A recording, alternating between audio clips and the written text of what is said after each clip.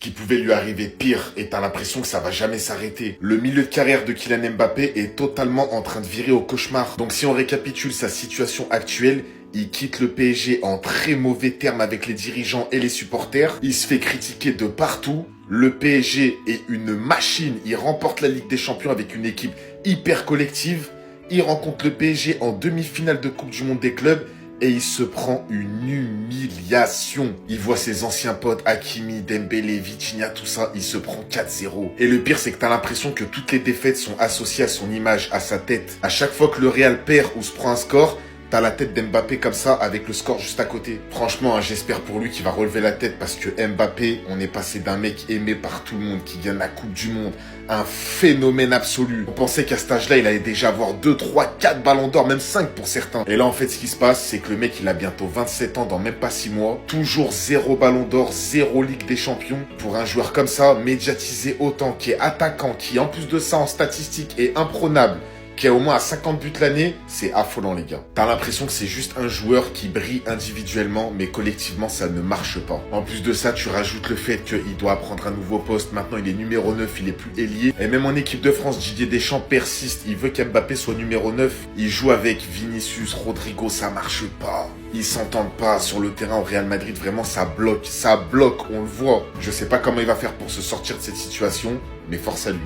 Ils écrasent tout sur leur passage. En l'espace d'un mois, 4-0 contre le Real, 2-0 contre le Bayern, 4-0 contre Atlético, 5-0 contre l'Inter. Et si on remonte avant ça, victoire contre City, élimination d'Aston Villa, de Arsenal et de Liverpool, je pense qu'il n'y a qu'un seul mot à dire. Bon courage à Enzo Maresca et Chelsea, bon courage aux supporters des Blues, parce que je ne sais pas quelle équipe pourra arrêter ce PSG-là. En tout cas, pour l'instant, personne n'a réussi. Selon moi, ceux qui ont été les plus proches de battre ce Paris Saint-Germain-là récemment, c'est le Bayern. Mais non, cette équipe, elle est fantastique. Vitinha, Désiré Doué, Achraf Hakimi, Donnarumma, Ousmane Dembélé, Kvaratskhelia, Fabian Ruiz, Joao Neves, que des beaux joueurs de football qui nous proposent du spectacle quand on regarde. Franchement, ce soir c'était une démonstration de football contre Montréal Madrid. En plus, je pense qu'ils sont en mission pour faire un septuplé historique et pour offrir le ballon d'or à cet homme. Encore une fois, un but, une passe dans un match crucial et ultra important. Je pense que s'il gagne la Coupe du Monde des clubs, il n'y aura plus de débat. Déjà que pour l'instant, il n'y en a pas beaucoup, franchement. On peut le dire ce soir, Dembélé Ballon d'Or, vous allez encore nous sortir un joueur, un Yamal ou quoi? Il n'y a plus de débat. Mission accomplie, merci Dembélé, t'es Ballon d'Or. Parce que ce soir, certes, c'est qu'un match de CDM, mais c'était regardé par tout le monde. Il y avait une hype de malade, le PSG vs Mbappé. Et en plus de ça, t'as marqué, t'as foutu une humiliation au Real Madrid. Qu'est-ce que vous voulez de plus? Parce que si vous voulez, je vous rappelle ce qu'il a fait cette année. But contre City, but contre Liverpool, double passe D contre Aston Villa, but passe D contre Arsenal, passe D contre l'Inter Milan en finale de Ligue des Champions, but contre le Bayern. Et là, ce soir, but passe D. Non mais qu'est-ce que vous voulez de plus? C'est n'importe quoi. Ça, tu rajoutes la LDC. Il fait gagner la première LDC de l'histoire du club du PSG. Plus il rafle tous les autres trophées. Même la finale de Coupe du Monde des clubs, il va la gagner. J'y crois pas du tout que Chelsea peut la gagner. Et ils ont eu je ne sais combien de top scores cette saison. 4-0, là on l'a vu contre le Real. 2-0, 4-0, 5-0, 4-2, 5-4.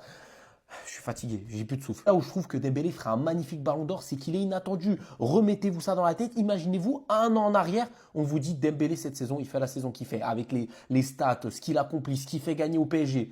Personne ne met un péco, mise une petite pièce sur lui. C'est ça qui est magnifique en fait. Juste respecter, ça va être la première fois de l'histoire. Quand je vous dis que cette saison du Paris Saint-Germain restera dans les annales, parce qu'on parle beaucoup de leur accomplissement collectif, mais pas assez du fait qu'ils vont devenir le premier club de l'histoire à remporter les 4 meilleurs trophées individuels établis sur une saison. Le Golden Boy, le Ballon d'Or africain, le trophée Hachim, le Ballon d'Or. Et sans aucune contestation. Il n'y a plus personne qui peut ouvrir sa bouche, réclamer quoi que ce soit. Personne, et je vous dis ça en tant que madrilène. Et je parle même pas du fait qu'ils vont probablement obtenir la Coupe du Monde des clubs contre Chelsea, donc établir un 5 sur 5 en trophée majeur, mais aussi derrière, avec le fait qu'ils vont affronter les gagnants de l'Europa League et le deuxième trophée intercontinental, si je ne me trompe pas, ce qui fera 2 trophées de plus en cas d'obtention de celui-là, ce qui fera que le Paris Saint-Germain gagnera 7 sur 7 en trophée établi sur une saison. Et c'est du jamais vu de l'histoire. La vérité, j'avais du mal à me l'accepter, mais je pense qu'il est temps de considérer cette équipe comme elle se doit être considérée actuellement. Le Paris Saint-Germain est devenu vraiment très très fort. Leur mentalité, elle est incassable les gars. Ils sont là pour tout prendre. Attendez, je cherche. Il manque une équipe là, non? On pense à la même équipe, les gars, non? Vous pensez pas qu'il manque une équipe, là? Le PSG, cette année, ils ont pris tout le monde. Ils ont mis des scores à tout le monde. Real Madrid 4-0, Bayern 2-0, Atlético 4-0, Inter 5-0, Arsenal 3-1. Ils ont même éliminé Liverpool, ils sortent vainqueurs, Aston Villa, Manchester City 4-2. Mais le peuple réclame une chose. Le peuple, c'est nous, on réclame. On réclame ça.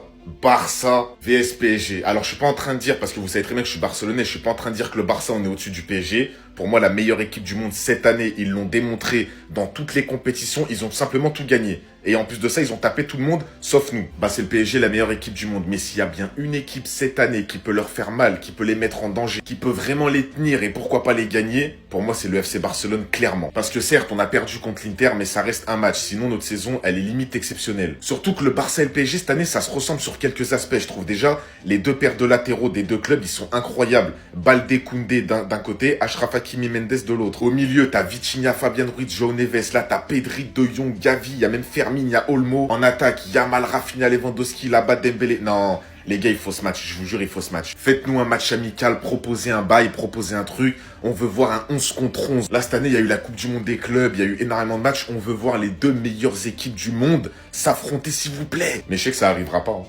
Les gars, quand je regarde tout ça, je pense qu'il est temps qu'on l'accepte tous.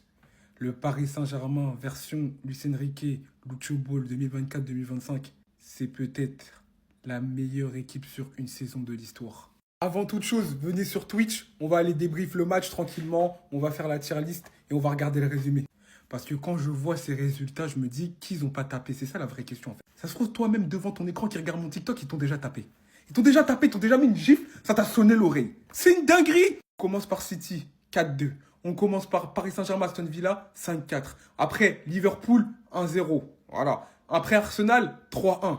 Après l'Inter, 5-0. Après l'Atlético, 4-0. Bayern, 2-0. Real, 4-0. De faire un quintuplé historique. Trophée des champions de Ligue 1, Ligue des champions, Coupe de France. Il manque plus que la finale de Coupe du Monde des clubs. Et j'ai pas envie de porter l'œil, mais je vois pas Chelsea terrasser ce Paris Saint-Germain. La sérénité, la confiance avec laquelle ils abordent les chocs, ça fait peur. Et quand je vois ça, la seule équipe qui a dominé une saison comme ça et que je me dis, ah, ça peut se battre, c'est peut-être le Barça 2011. Mais je ne vois aucune équipe autre qui peut dire, j'ai été meilleur que toi sur une saison. Wesh. Les gars, je suis mort de rire. Regardez Nasser. Regardez Nasser. Là, il y a Pérez. Hein. Regardez Nasser, comment il est content. Ah! Je suis cuit. Nasser, il m'a tué. Il est en roue libre. Bah alors, Fiorentino, tu t'ennuies? Hein? Bah alors, Xavi Ball. Il est où le Xavi Ball? Je sais pas, contre Monterrey, ça parlait de Xavi Ball. Ils ont vu une petite talonnade de Vinicius, ils ont dit le Xavi Ball. Expliquez-moi, vous l'avez vu le Xavi Ball ce soir? Moi aujourd'hui, j'ai vu qu'une chose. Une équipe dégueulasse et une équipe trop forte. Moi j'ai vu une grande équipe et une mini-équipe. Voilà ce que j'ai vu aujourd'hui. J'ai vu Luis Enrique Ball et Xavi Ball. J'ai vu une équipe championne d'Europe et une équipe qui a fait une saison blanche. Voilà ce que j'ai vu. J'ai vu une attaque-défense. Voilà ce que j'ai vu. Et les chiffres parlent d'eux-mêmes. 67% de possession de balle, 16 tirs contre 11, dont 2 cadrés et nous 7. Attention. Grosse occasion, 5. Grosse occasion, 0. Voilà ce que j'ai vu. Voilà ce que le monde entier a vu. Le stade était rempli de supporters madrilènes. Ils ont vu. Ils ont senti ça. Donc merci Paris, merci Nasser et bonne nuit le Real Madrid. À bientôt. La saison finit en beauté, le PSG nous éclate 4-0 pour la demi-finale de la Coupe du Monde des clubs. La saison est enfin finie et oui, j'ai le sourire. Oui, vous ne comprenez pas pourquoi, mais j'ai le sourire parce que la pire saison du Real Madrid que j'ai vue, c'est enfin terminé. Elle touche à sa fin, les gars. Je ne vais plus voir le Real Madrid 2024-2025 et ça me fait plaisir. Espérons que le 25-26 ne soit pas aussi dégueulasse que cette saison. 68 matchs de pure torture. 68 matchs où tu restes éveillé à la mi-temps et je vous jure que c'est vrai. Je me battais pour rester éveillé devant les matchs du Real. Et quand j'étais bien réveillé, j'avais envie de casser ma télé. Une saison où j'ai beaucoup crié, une saison où je me suis énervé, une saison où j'ai pleuré, une saison de merde, où j'ai lutté pour ne pas vomir devant ma télé. Un seul mot, bon courage à Xabi Alonso, parce qu'il va en avoir beaucoup, vu l'équipe de merde qu'on a. Des joueurs horribles, un jeu qui donne envie de vomir. Et en plus, avec ça, le départ de Modric, oui, c'est ma pire saison au Real, la pire équipe que j'ai vue, et la saison où j'ai pris le moins de plaisir en regardant mon équipe, où j'étais le plus dégoûté du Real Madrid. Merci Modric, et au revoir le Real. J'ai pas envie de vous revoir tout de suite.